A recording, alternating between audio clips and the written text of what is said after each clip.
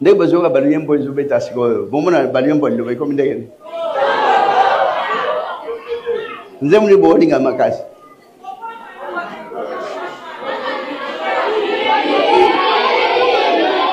So, on poni banzem pour tout le monde pour là. Oh, que le yembo nyoso. Banzem muso zaru la kinine. Banzem muso aspirine. Banzem muso novalgine. Banzem muso anti-inflammatoire. Donc, le yembo nyoso est nécessaire. Tout le monde qui est ségué le beau bandoko. Pour télécharger, mais bandi bayebi téléchargement. Pourtant, tu as besoin, ils ont engagé des dépenses. Et chaque jour, tu connais un studio, il faut au moins, France, c'est pas, on va payer 500 000. Hein? 150 000, tu peux se répondre, oh, bazouye mbandembo, bazo à moi quelque chose à Olia, bazo à payer transport. Mon beau ami sali, et ça là 6 mois.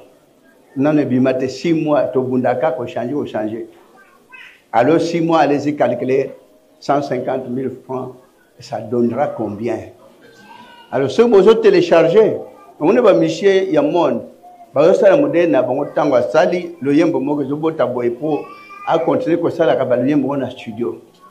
Mais à on a eu le soit grâce au soit studio, absolument ça engage beaucoup de dépenses. Ah ouais, on a tout changé équipement, monsieur, ça déjà n'a pas clip. Le yembo monsieur splitter l'église aux anabolingo babengi bandeko baza pour la basala la musique, d'ailleurs ça la clip même na l'église. Même na talanga ibe ça la clip na 100% na bine aux arabiens.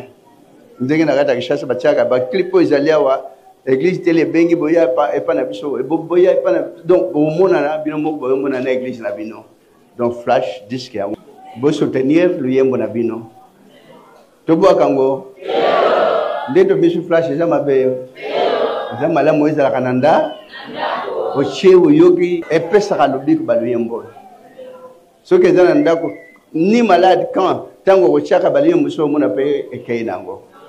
Donc faut profiter en tango ba flash en mais il faut to continuer na nyoso il nous faut des moyens pour to zo pe ba moyen to continuer na baliye to kani hein za baligi so mingi chaleur longo hein fraîcheur totale on dirait ventilateur on dirait clim. Merci beaucoup Kolo apambla moko na moko.